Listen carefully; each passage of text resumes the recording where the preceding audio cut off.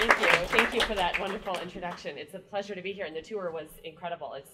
From everything that I had read about Next Jump and read a little bit up on it, it's wonderful to be in this space and just kind of get the culture of it and experience that. So it's a pleasure to be here.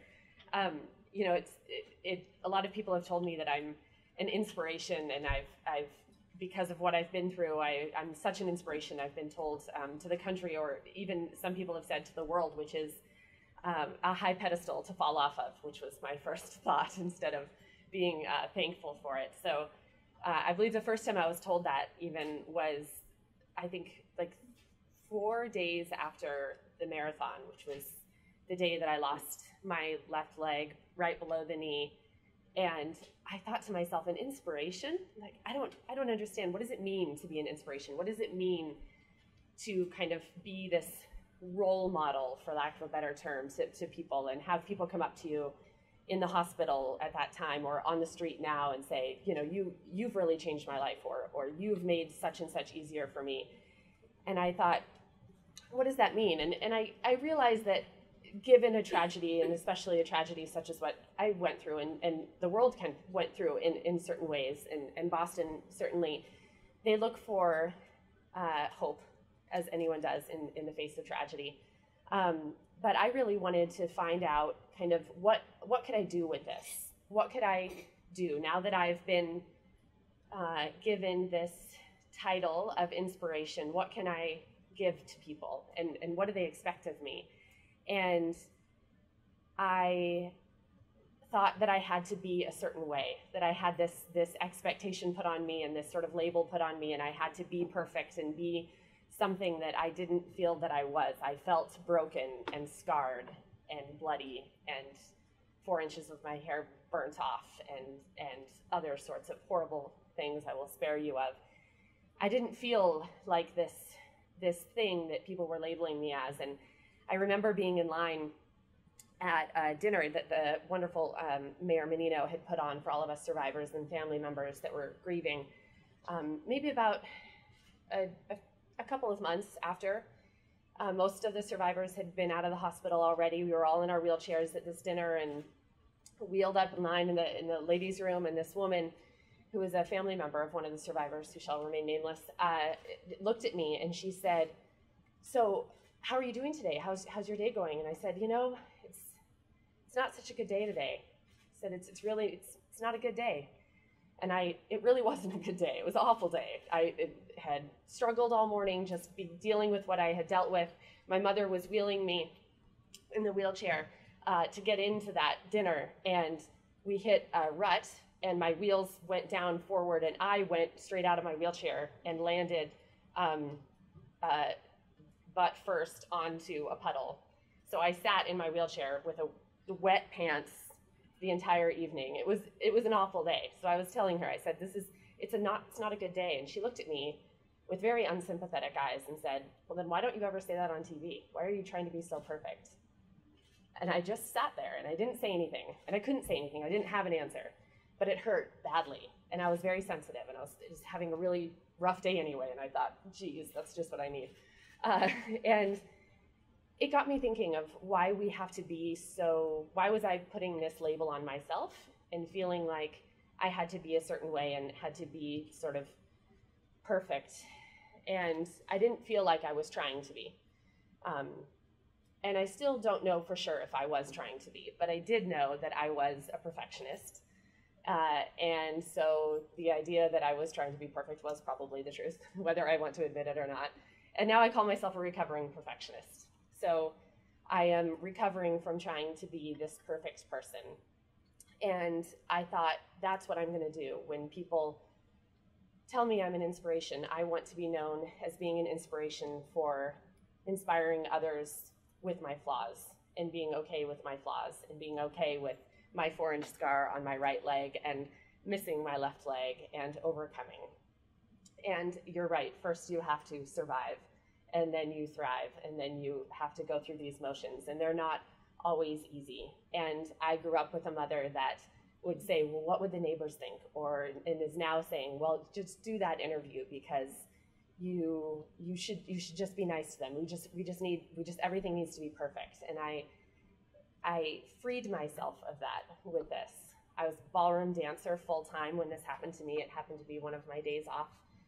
My husband had just returned from the military tour in Afghanistan, and we were just walking around when our lives were suddenly changed. And as much as the media has put this, oh, it couldn't have happened, to a better person in the sense of career using my feet all the time, I was a perfectionist in the sense that every time I hit the dance floor, I had to be perfect. I could look at dance videos and I only saw my imperfections and all of this insecurity and all of these things. I was lying in my hospital bed and realizing that I was too hard on myself and I needed to forgive myself and allow myself the time for recovery. So on a very cold, wet, rainy day, my husband and I started going through, after we were done at the hospital, started going through all of the wonderful letters and teddy bears and stuffed animals and cards that were coming through.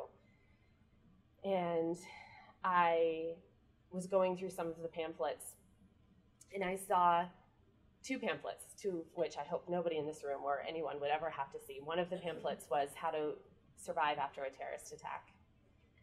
And the other pamphlet said how to deal with limb loss. And I said to Adam, my husband, I said, well, where did these come from? When did we get these? I haven't seen these before. And he said, well, the FBI dropped off the terrorist attack one and you threw it behind you. And your mom picked it up and put it in a bag. And when Semper Fi, which is a military group, comes in, they handed you how to cope with limb loss. And you said, oh, I'm not an amputee. And you threw it in the trash. Shining example of you're not going to accept help until you're ready for it, right?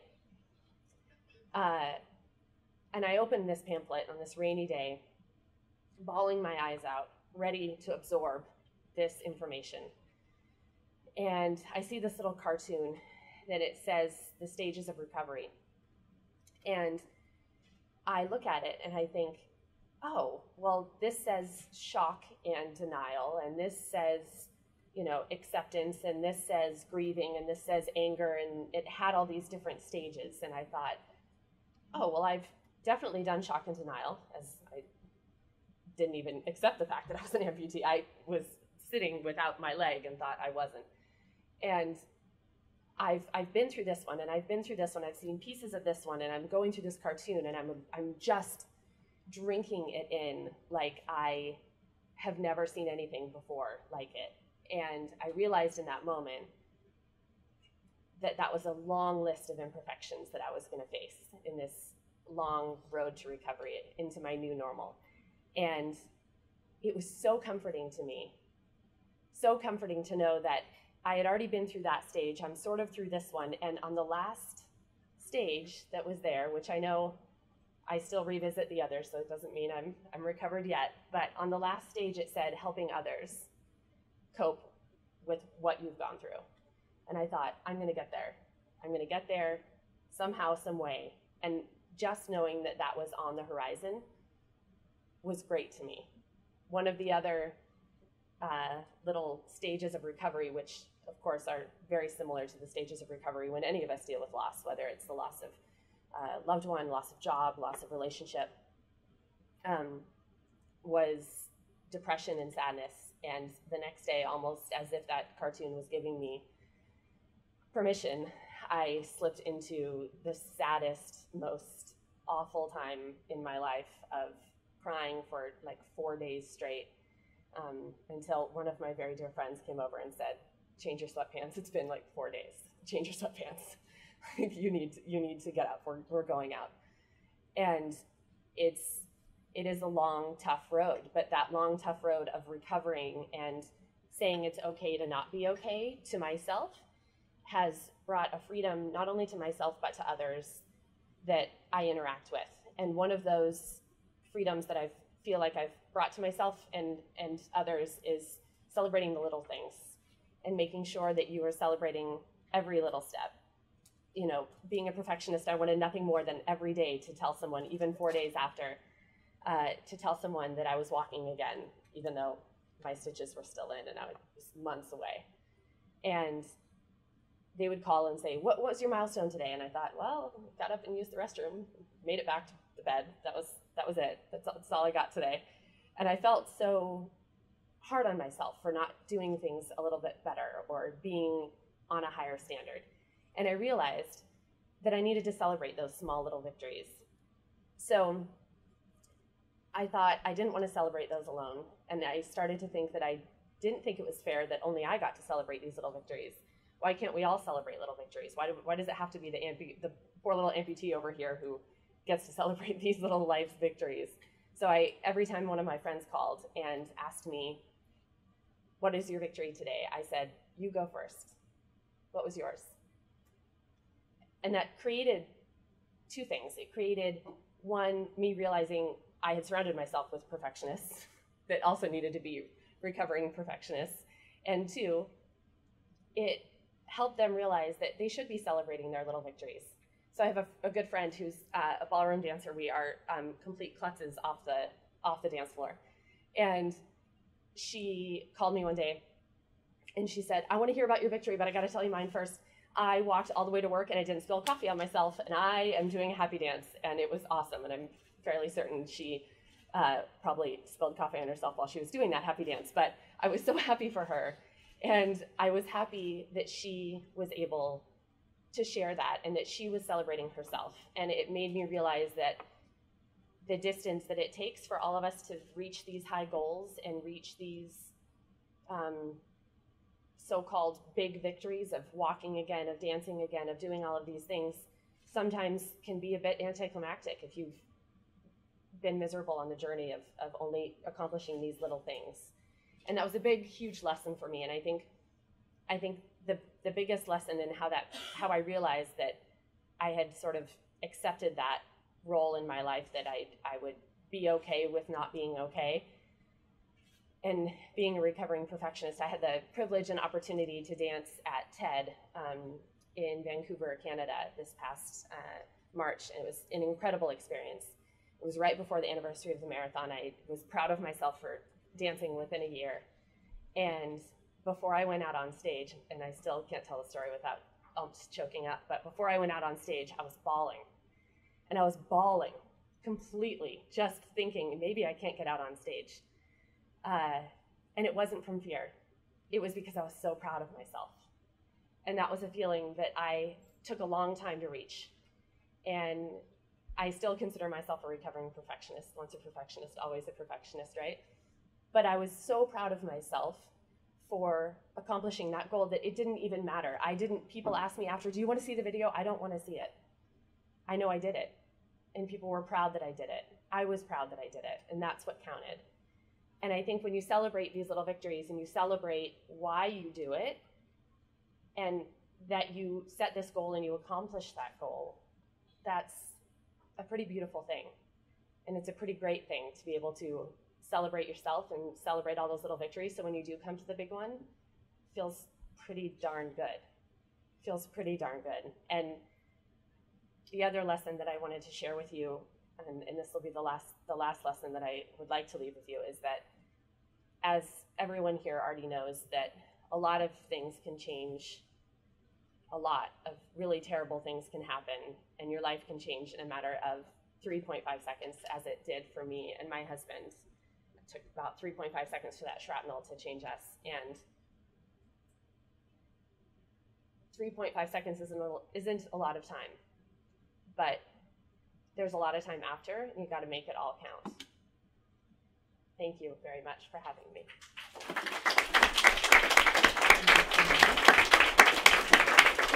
Megan's going to help coordinate. Hi, I'm Megan. Sorry. Hi, Megan. It's wonderful to meet you.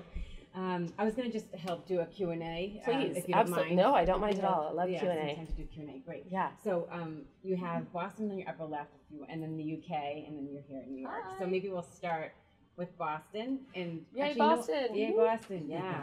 I'm from Boston, too. Oh, So nice.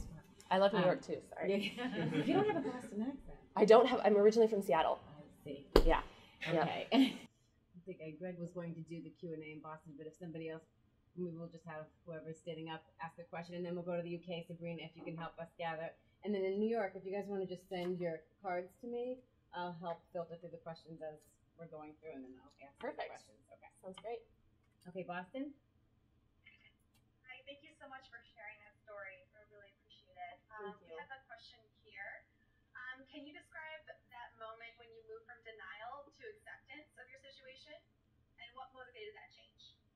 You know, I don't think I realized, I'm just going to look ahead because I don't know if I'm looking at screen or Yeah, not, but okay. I don't think I realized that I had gone through that until, and one thing I didn't talk about in the talk is that really, truly what has helped me deal with any of this is really good therapy. But I didn't think I realized that I had gone through the stages until I was at my therapist's office and I was talking about a dream that I had had just in sort of a passing conversation with him. And I said, you know, I had this dream, it was a nightmare, and I explained it all, but he said, wait, go back. And I re-explained it. And he said, you just said you're an amputee in a dream. And I said, yeah. And he said, how long have you been dreaming that you're an amputee? And I said, well, and I thought about it and I thought, well, that's the first one. And he goes, that usually takes about 3 years. So I thought I think that was the moment that I realized that my subconscious was realizing that. And there are things that you can do as an amputee to help move that along, like staring in the mirror at your leg that isn't there, that helps your brain kind of realize that. I did a lot of that. I touched the end of my limb and that sort of thing. So I hope that answers your question. That's great. Thank you. Thank you. London, Sabrina, do you guys have a question? Yeah, we did. Hi, thank you so much for that talk. That was really touching and inspiring. One of the questions we've had from a few people here is, what's next for you? Oh, great question. Well, I'm still dancing. I've taken off my teaching hat and I've put on a student hat again, which has been a very humbling experience. Just getting used to my new body. Obviously, I don't have muscle memory on my left foot that my brain thinks I do. So it's been a really interesting challenge. So next for me, I've just been recovering and trying to dance as much as possible. I do quite a bit of public speaking, and I am writing a book as well. Thank you. Thank you for your question. In New York, do you have questions? Raise your hand. Yeah, just raise your hand. This is a group that. Yeah. I think we're all interested. Yeah. Don't be shy with questions, by the way. I really am an open book. So if you're afraid to ask something, ask away. But please. Yeah, I was wondering, so thank you for your story. Thank you. Very inspirational. You talked about celebrating the little things. How did you arrive to that? How did you realize that was like a gateway step to, instead of waiting for the big milestone? It seems like that was key to you getting better and really feeling like you're making progress. Yeah. Great question. I feel like I came to that after just, it was almost a mixture of a couple things, of being sick and tired that I was getting celebrated, like my mom would, as moms do, and my mom's a wonderful person, but as most moms would be like, good job, honey, you got in your wheelchair all on your own. And I'm 34.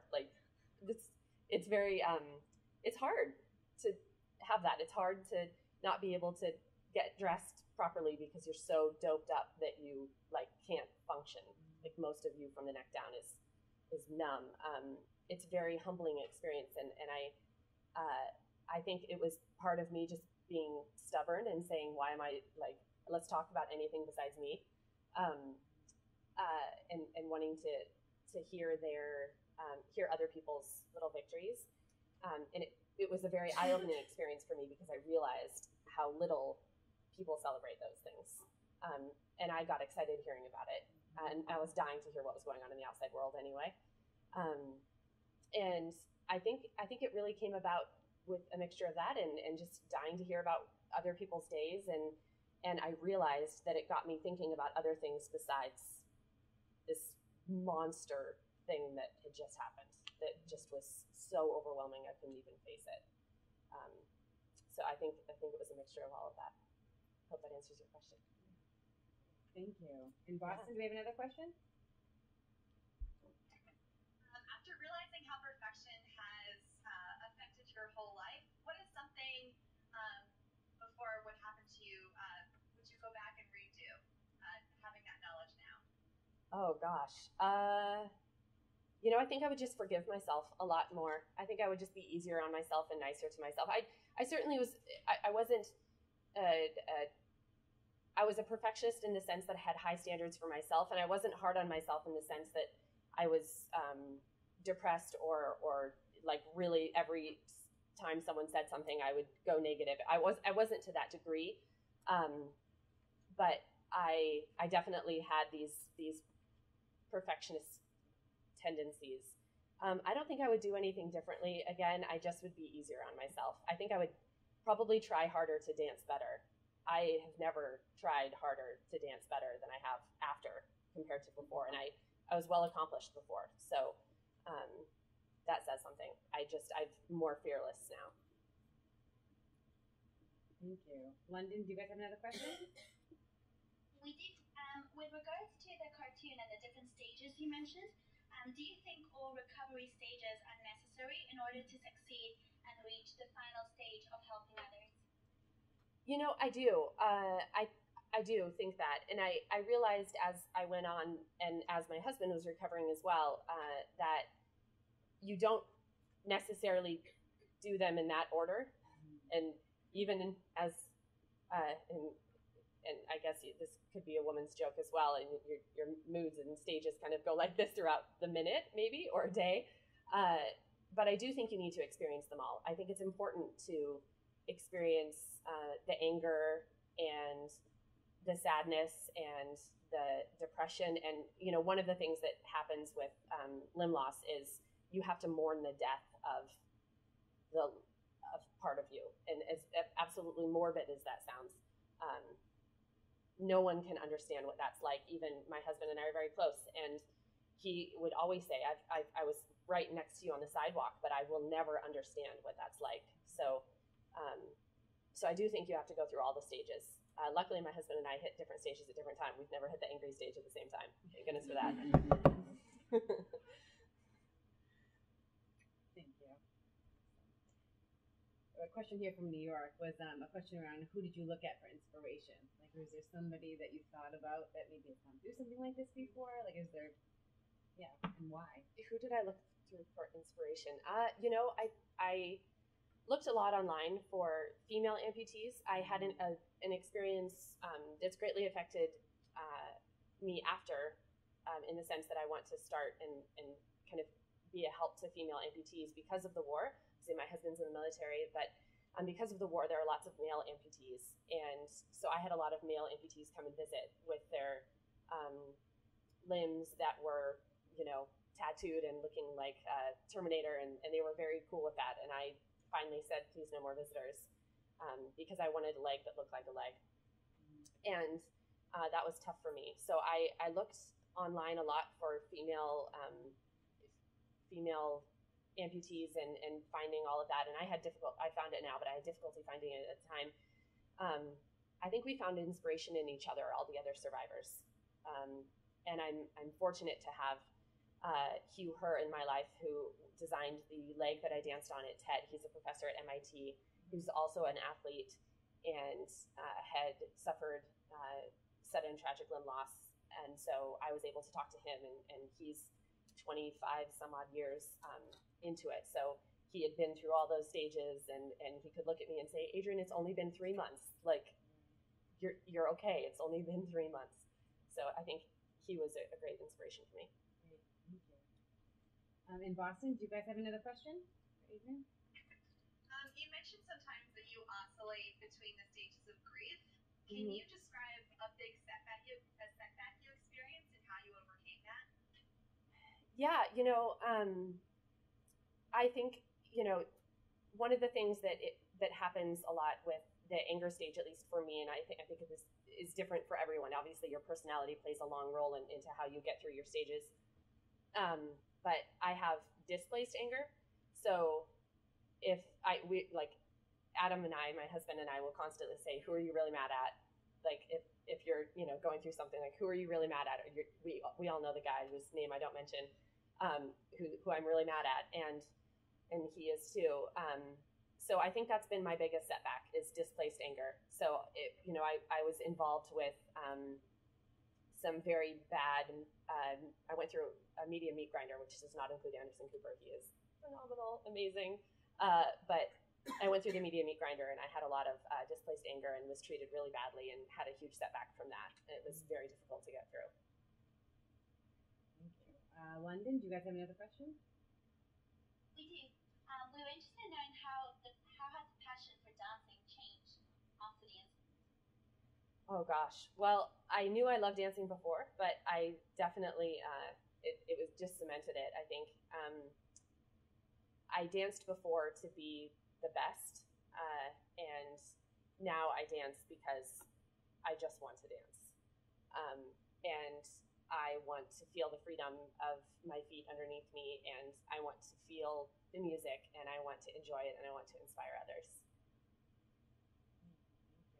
There's a question that's sort of looming around the same thing here in New York. I wanted to ask was around your husband and the support, being in the military, but just how important has support been, and what has he done? And yeah, absolutely. Well, my husband's amazing, and he obviously was injured just within 2 weeks of returning home from Afghanistan safe. We even talked about what it would be like to lose a limb if he came home and lost a limb the night before he left. We went out to dinner to celebrate the fact that he didn't, or went out to lunch, excuse me, to celebrate the fact that he came back safe 4 minutes before the last went off. So yeah, it's been very tough. The military's been incredibly supportive. I think the guilt that he feels about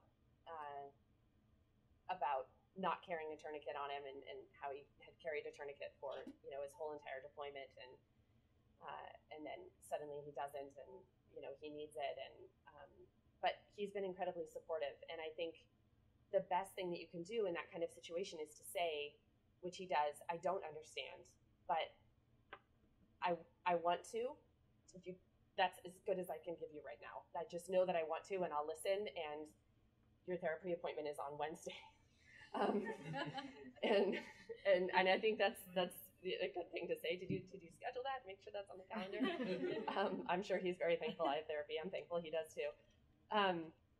But I think it's just about understanding that you don't understand, and knowing that I think we're fortunate, as absolutely odd as it sounds, that we went through it together. I think if one of us had gone through it and the other one hadn't, there are some other cases with that with other survivors, that would be incredibly hard. So I'd never wish this upon anyone, but if you have to go through it with someone, it would be your spouse. Yeah. Yeah. In Boston, do you guys have another question? How many tips on how to focus on the present versus dwelling on the past? Yeah, that's tough. For me, it was pretty easy to focus on the present at first, because it was so sudden, and you're fighting for your life. So in the early stages, it was easy for me to focus on that. I think the times when I think about the past are when I dance. They say that comparison is the thief of joy, and I compare everything to how it used to be. And so it got to the point where I was continuing to do ballroom. I did 23 different dances of ballroom, men's and women's part, 500 moves each, and I'm learning international style instead of American style, which is what I did before, just so that I don't have to compare it. And I can't move my ankle, so it sort of leaves me no choice. But when I was doing American style, it was very tough for me. It's really hard. Yeah. Where was I? That was UK. And now I'm back in New York. Sorry, I'm like, that's okay. Thank you. There's a question that I thought was interesting, was how are your friends better people because of what happened to you? And I guess just the dynamic with your friends. I think you had commented on some of it before, but you asked them first about their victories. But yeah, so I think the dynamic of my friends, there's no greater definition of friendship than when you go through something like this, and you do lose friends, and because you realize who your true friends are, and that was an easy transition. Some just fell by the wayside, and that's just how things go. And it's sad, but you feel like you aren't really losing anything if they're willing to leave in that time. But I think they're still celebrating their victories, even though we don't do that kind of call anymore. I should really continue that. We do it sometimes, but I think they realize that they're celebrating their victories, and they are celebrating the little things, and they realize that I still want to be independent. I'm still an adult, and they know when to offer to carry bags or offer to not carry bags, or offer to hold my arm on stairs or not. And I think that's what you can. It's the best thing you can have. That they know when to say change your sweatpants, it's been 4 days, or they know when to bring over a punching bag and let you have at it. I think those are the best friends to surround yourself with. You skip UK. Sorry, did I skip UK? Sorry. Being selfish. UK, you guys have another question? Okay. How do you cope with expectation from you and others? Oh, that's tough. I cope with expectation for myself. I try and remind myself that it's only been a little over a year, so I have to remind myself of that, and celebrate. As I said, celebrate the little things. But the expectations of other people, it's tough. I had my old boss, who we've separated ways. Learning who your true friends are, and he came over shortly after, and I was still on crutches, in my leg, but on crutches, and he said, I was talking to this guy earlier, and at this meeting, and he lost his leg through this saw accident on a farm, and he was back to work like the next week. So and I was like, he was dropping off something in the house, and I was like, we'll see you later. You've got to go now. Thanks. This is different. Every case is different. So coping with other people's expectations, I think you can't. I think you can only do what you can do, and you start with what you have, and you do what you can. I don't try and live up to anybody's expectations. I celebrate the fact that I am where I am, and I am honest and transparent about it. We'll do one more. Is that okay? We'll do one more round. We're just firing at you. Boston, do you guys have another question? If you're comfortable sharing, what was the most touching letter you received? Oh gosh, I might cry on this one because I just saw him just this 2 days ago. Flew up and saw him. I received a letter from my cousin's son, and it's not just because it was family. He drew a picture of, I'm gonna get this wrong, he's like 10, and he drew a picture of him throwing a blanket, it wasn't a gun or anything else, over a bat, and he wrote "bad guy," and he said if I could, then he wrote, it was all in crayon, and he wrote, if I could make it all better and stopped it, I would have. And I read it while I was in the hospital, and we hadn't met just because they were in the far ends. I have a very big family, and they're in the far ends of Washington State, and he was 10, and I hadn't been in that area in obviously 10 years, and I just started bawling because he was doing it in a peaceful way of this blanket instead of this violent sort of way that I was afraid that that's the world that we lived in, and that was an everyday occurrence to me. It just happens with PTSD. And I saw him. He's a dancer, and I just went up and saw him 2 days ago, and he played piano. He wrote a song for me and danced tap, jazz, hip hop, and ballroom, and put on this huge show. And it was just incredibly touching. And he and his parents cried the entire time. It was awesome in a healing way. Yeah, but I've received a lot of letters. If I could hug every single person that sent me a letter, I would. I just can't. We'll do one more in UK, and then we'll end with here in New York. You guys have another question? What little victory are you celebrating today? Oh, little victory today. The ramps are hard for amputees because our ankles don't move, or at least this one doesn't.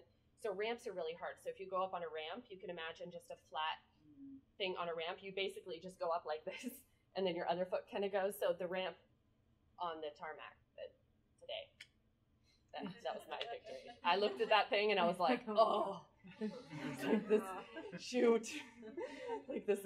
You either go up sideways, which is just awkward, and so yes, the ramp, conquered the ramp. Conquered the ramp.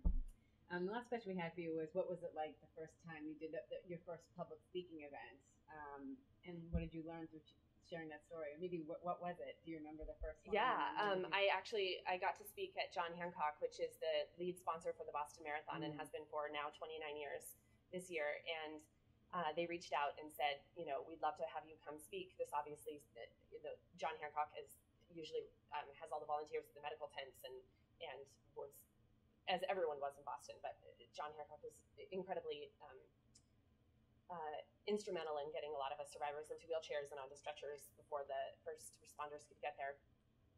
And I spoke to them for about 45 minutes just about my story, and it was incredibly moving because it was in a room full of people who had been there. There was lots of tears on all ends. Somehow I made it through, but yeah. I think speaking about it is healing. Yeah. Thank you so much. Thank you so much. Thank you.